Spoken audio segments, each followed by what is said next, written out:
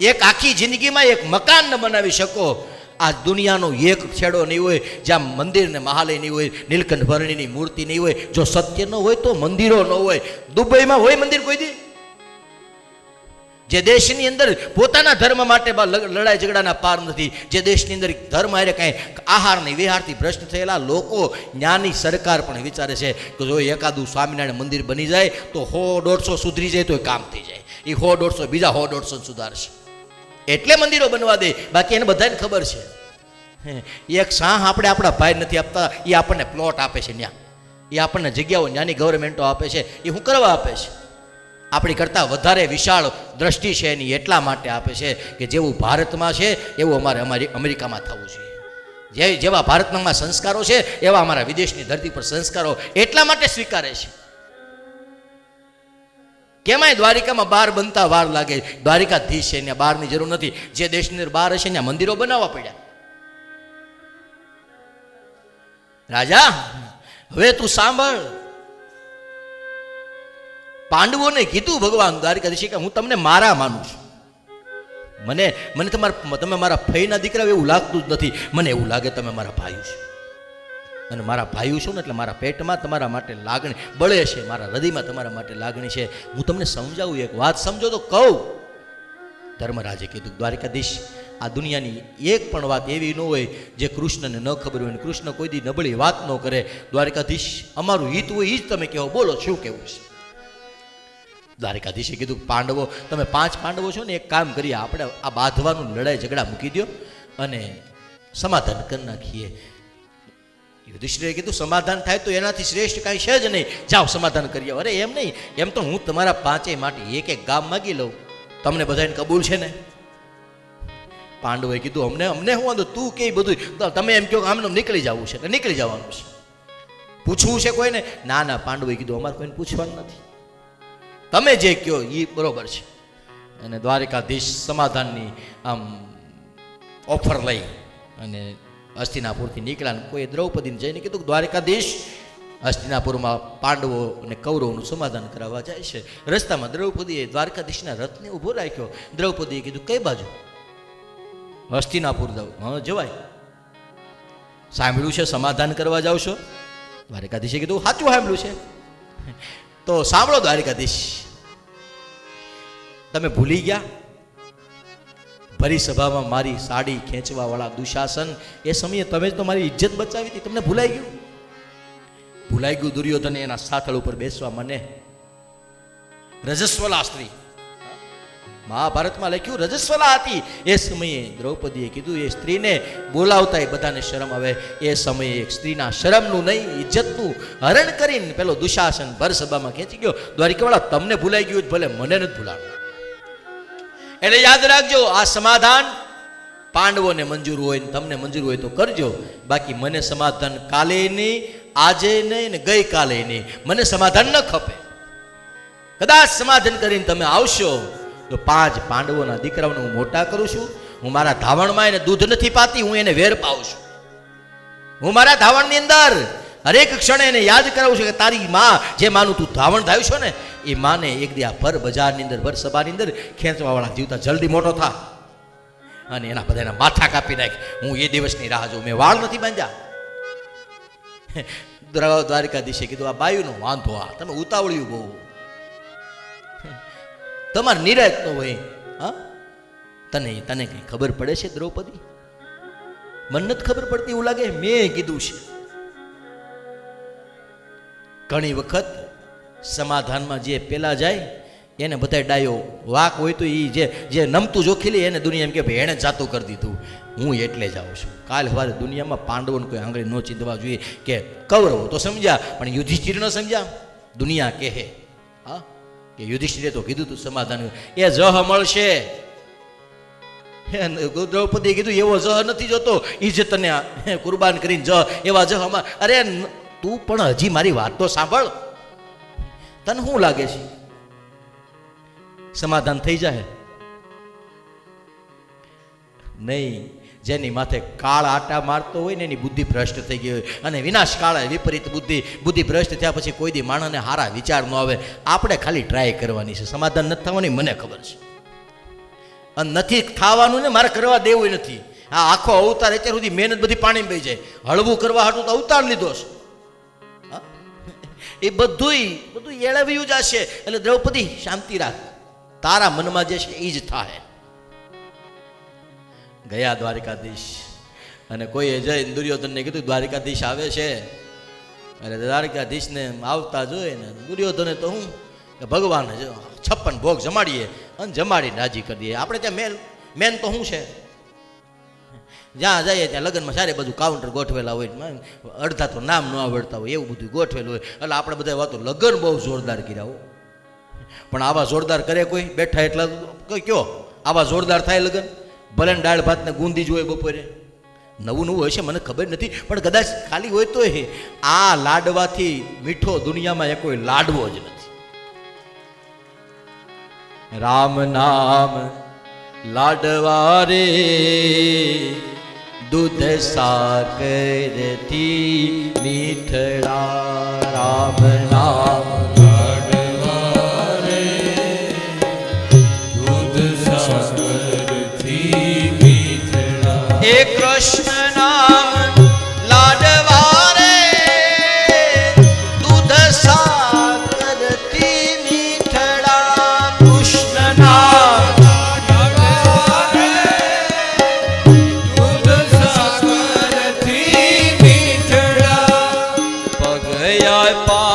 તમને દેવ દર્શન કરવા. તમને દેવ દર્શન કરવા. પગયા તમને જાત્રા કરવા. પગયા તમને યાત્રા કરવા.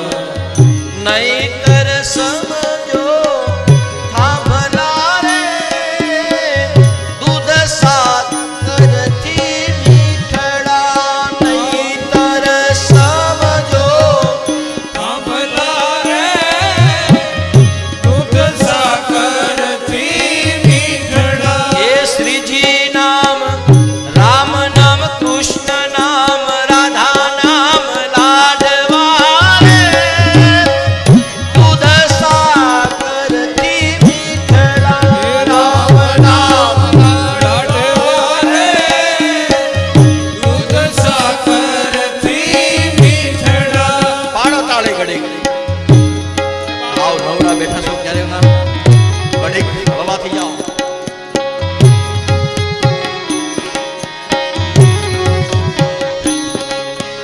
હરિ બોલ.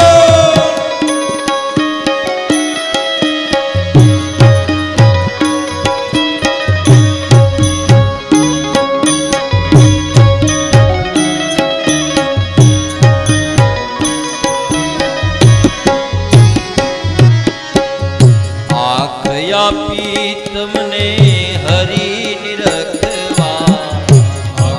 આપી તમે હરી રખવા. આંખો આપી તમને પ્રભુની રખવા. આપી તમને પ્રભુ નિરખવા. નહીતર સમજો આંધળા રે દૂધ સાકરથી મીઠડા. નહીતર સમજો આંધળા રે દૂધ સાકરથી મીઠડા. એ રામ નામ કૃષ્ણ નામ રાધા નામ લક્ષ્મી નામ નારાયણ નામ લાડવા રે દૂધ સાકરથી મીઠડા. રામ નામ લાડવા રે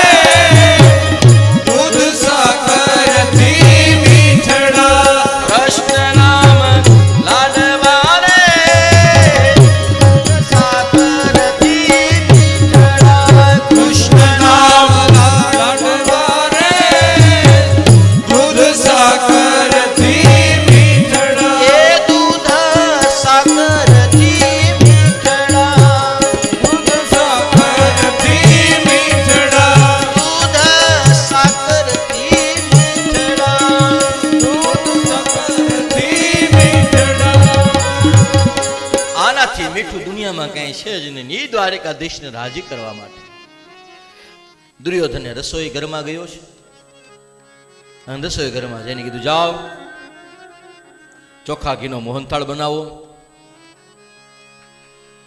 ભીંડાનું શાક બનાવો, થોડુંક સોળીનું શાક બનાવો, ખમણીને કઢી રાખો, રોટલી રાખો, પાપડ રાખો, સંભારા કરો, દાળ ભાત, ઘોળવું છાશ બનાવો, સૂકી ભાજી બનાવો, ફરાળી રોટલી બનાવો, મેસૂર, ખજૂર પાક અને સિક્કી, રાજગરાનો શીરો, બટેટાની વેફર, કેળાની વેફર, સાબુદાણાની વેફર, પેંડા કેસરવાળા, બદામ પેંડા, મિક્સ શાક રાત માટે, રાયતું, દહીં, રીંગણાનું શાક, આખા રીંગણાનું ભરેલું, રોટલા, રોટલી, ફુલકા રોટલી, સાદુ રોટલી, ભાખરી, 56 ભોગ તૈયાર થયા છે. 2 વખત 56 ભોગ તૈયાર થયા. એક વખત દ્વારકાધીશે પોતે બનાવ્યા હતા અને એક વખત દ્વારકાધીશને રાજી કરવા માટે દુર્યોધન બનાવ્યા છે. દ્વારકાધીશે બનાવ્યા હતા. ક્યાં? જુનાગઢ. ક્યારે? વણસીધર હાલ્યો નરસૈને નોતરવા, વણસીધર હાલ્યો નરસિંહને નોતરવા, મનમાં મોટા મને શુભા કરવા, મનમાં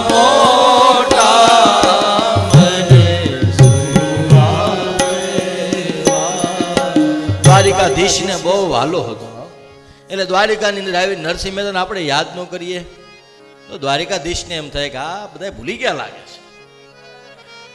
એ નરસિંહ મહેતાના બાપનું શ્રાદ્ધ હતું, ભાદરવો મહિનો, અને એનો મોટો ભાઈ અભિમાન ખૂબ હતું અને આવ્યો નરસિંહ મહેતાને ઘરે. નરસિંહ મહેતા તો ઘરે નહોતા. નરસિંહ મહેતાની પત્ની મહેતીને વણસીધરે કીધું કે કાલ બાપાનું શ્રાદ્ધ છે, સવારમાં વહેલા ઉઠીને વી આવજો, તમારે તો કંઈ કરવાનું હોય નહીં. સારું, ભગવાનનું નામ લીધા કરો ને કડતાલો ઉગાડ્યા કરો. મારે બધું મોટો છું, ક્યાં જવું? મારે થોડું ક્યાંય આગું જવાય, બધું મારે કરવું પડશે. આ બધું મારી માથે ને તમને તો કોને ખબર વ્યવહાર કેદી સમજાય ને આમ છે ને તેમ છે ને. મેતીએ અરે મહેતાને તો ભાન નથી, બુદ્ધિ વિના મોટો ભગતડો થઈ ગયો છે ને આમ ને તેમને. પોતાનું કીધું ત્યાં સુધી સંભળાણું, પોતાના ધણીનું કીધું ને મહેતીથી ન સંભળાણું. અને મહેતીએ નરસિંહ મહેતાની પત્નીએ કહી દીધું કે ભાઈ આ વખતે એમાં એવું છે અમારાથી નહીં અવાય. કેમ? તો તમારા દીક ભાઈ કહેતા હતા કે આ વખતે બાપુજીનું શ્રાદ્ધ આપણે કરવું છે. ઓહો, પૈસા વધી ગયા લાગે, ફદ્યા આવી ગયા લાગે છે ઘરમાં. તે કાંઈ વાંધો નહીં, કરજો ને. તમે એકાદ વખત કરો તમને ખબર પડે બાપાનું શ્રાદ્ધ કેમ થાય છે. કરજો, અમે જોઈ, ગામ જોહે તમે કેવું શ્રાદ્ધ કરો છો. બણસીધર તો ગયો. નરસિંહ મહેતા આવી આ પગ મૂક્યો. મેથી એમ ભાઈ મગજ સ્ત્રીનો ઉદાસ હોય એટલે આપણને ખબર પડી જાય. પગ મૂકો ત્યાં ખબર પડી જાય કે આ મૂળમાં નથી કામકાજ. બધું આ વિખાઈ ગયેલું કામકાજ છે. એટલે આ ચેતતા નર સદા સુખી આઘારે જ.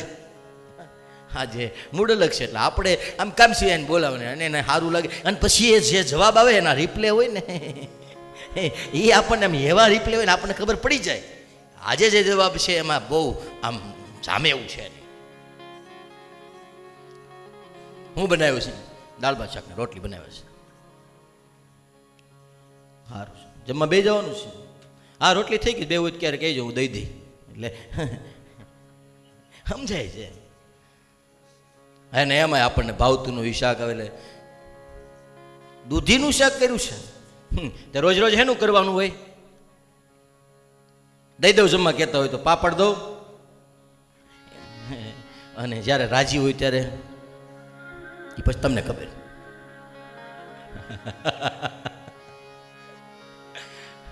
મેં તને ખબર પડી ગઈ. આ ભગત હોય તે કાંઈ એવો હાવ ભગત નહોતો. એને કાંઈ બુદ્ધિ નહોતી હોય, પણ એને એવો ભગત હતો. એને બધું સમજાઈ ગયું હતું કે આ ખોટી ઝંઝાળ છે, એમાં બહુ પડાય નહીં, ભગવાનનું નામ લેવાય, કડતાળ સાચી છે. ગાંધી બાપુની હડતાલ, સ્વામિનારાયણ ભગવાનનું વડતાલ અને નરસૈયાની કડતાલ સિવાય દુનિયામાં બધું ખોટું છે. હા, આ ત્રણ વસ્તુ સાચી છે. મેતીએ કીધું કે ભાઈ આવ્યા હતા, હા કાલે બાપુજીનું શ્રાદ્ધ છે, સારું થયું લે સંભાળ્યું, કાલે આપણે ત્યાં જાવ. નથી જવાનું. કેમ? આ મેં કહી દીધું છે કે આપણે, અરે મેતી બોલી નાખવામાં વાંધો નહીં, કેમ થાય ખબર છે.